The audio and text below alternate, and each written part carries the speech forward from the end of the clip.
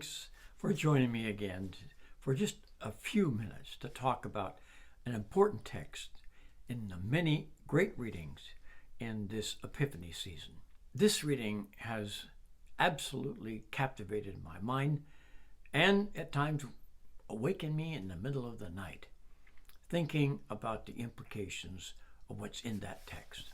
So, would you listen carefully as I read for you my own free and expanded translation of Isaiah 43:5, just that one verse. Never, ever allow fear to control your thoughts or actions.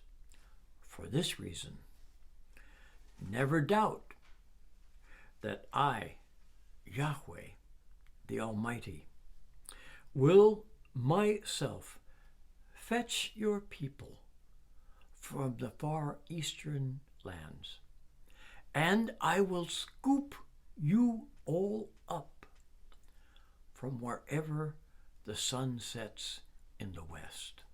And I also want to read for you from another translation. I've slightly revised the Tanakh translation from Isaiah 56:8. Thus declares Yahweh, who gathers the dispersed of Israel. I will gather still more to those already gathered. And one more text that I'll explain in just a moment. From Luke, the gospel that leads us during year C. This is Luke 11:23. Whoever is not with me is against me, and whoever does not gather with me scatters. Now, I don't think it'll take any great imagination on your part to understand why I found this text and these supporting texts so significant. Right now, we're living in a time when millions of people are scattered. People either who have fled or have been driven or forced to leave their homeland and live in the hope of one day being gathered up again as one people somewhere, if not in their own homeland. And we've experienced this loss of gathering in important ways. During this virus that we've been dealing with, so often we plan to be with people or to go to concerts or to gather and talk or whatever it is that brings us joy. And having been told, if you're prudent, you must put that off. This idea of millions of hearts throughout the world yearning for being gathered, but not experiencing it, is real. And this is why I want to read that second Isaiah text, because now the thought is expanded in Isaiah.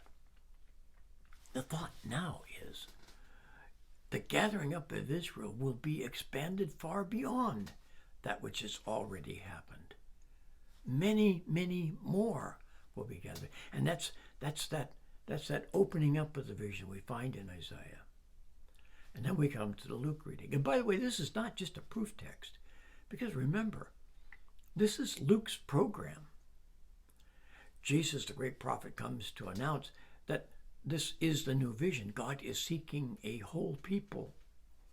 And when Jesus, in his first sermon in Luke 4, stands up to articulate this, they want to take him out and kill him, because he's now suggesting that salvation, this expansion, this gathering up of the many more is going to take place, and it will include the Gentiles. And then that program gets worked out in interesting and artistic detail in Acts, how gradually the leaders have to recognize this is really at the heart of what Jesus was saying.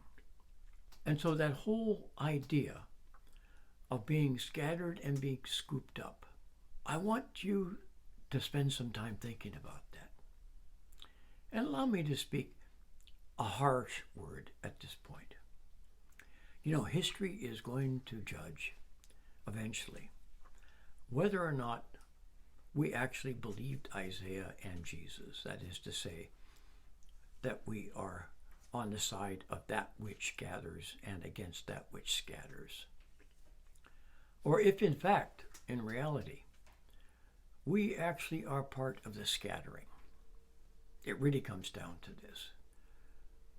Did Jesus really mean it when Jesus proclaims in the midst of conflict, if you're not for me, you're against me? And let me tell you how that works out. If you're not gathering, you're scattering. And if you're scattering, you're not a part of me.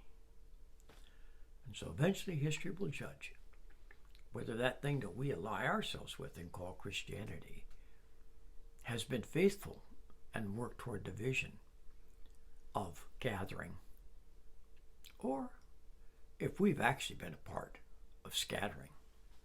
You know the synonyms for gathering, don't you? Building up, creating bridges, affirming. And you know the antonyms too.